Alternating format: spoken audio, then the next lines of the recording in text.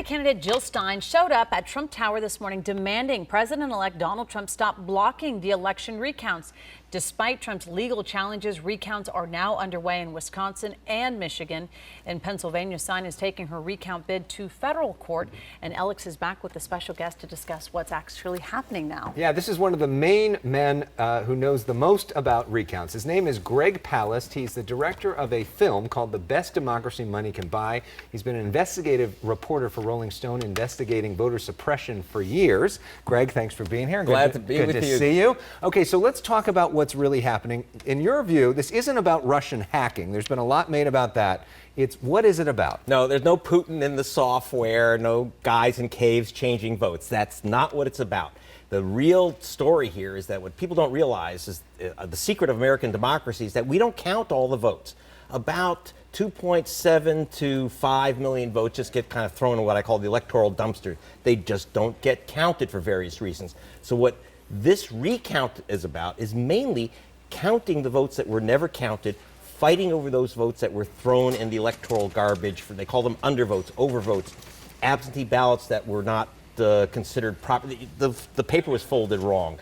Your signature, they think it's a suspect. You left off a zip code. All kinds of stuff like that ends up with your vote getting trashed. So they have to go through all those votes that were never counted and see if they can get a count and see if that'll make the difference. Okay, so there's a recount happening right now in Wisconsin. Yes. There's one that started today in Michigan. In Pennsylvania, there's a legal fight. The combined margin for all those is about 100,000 votes that Donald Trump has over Hillary Clinton. What's the process that we're looking at over the next few weeks of these fights? Well, by the way, the number is actually peanuts when you talk about the several million votes counted. And there's hundreds of thousands, maybe even a million altogether in those states that were never counted for various technical reasons. That's what the fight's over. So in Wisconsin, they're going to have to fight over, they're going through each ballot, looking at them. In Michigan and Wisconsin, where they use scanners, a lot of people voted for two presidents. Now, I don't care how bad the Detroit schools are. They know that there's one president, you get one vote for president. So they want to look at those cards and see who did people actually vote for, because if there were two marks, those votes get thrown out. But a machine might confuse the two dots, but a human eyeball can't. So they're going to go through that. They're going to fight over, so that's in Wisconsin, Michigan, and then now in Philadelphia, in Pennsylvania. That's going to be the big fight, because the state said that the voters themselves have to put up $1 million for the recount. They can't use Stein campaign money. Well, that's odd. That would mean that only millionaires can ask for recounts. So the Stein campaign has gone to federal court, hoping to get that overturned. Otherwise, game over. So last question real quickly.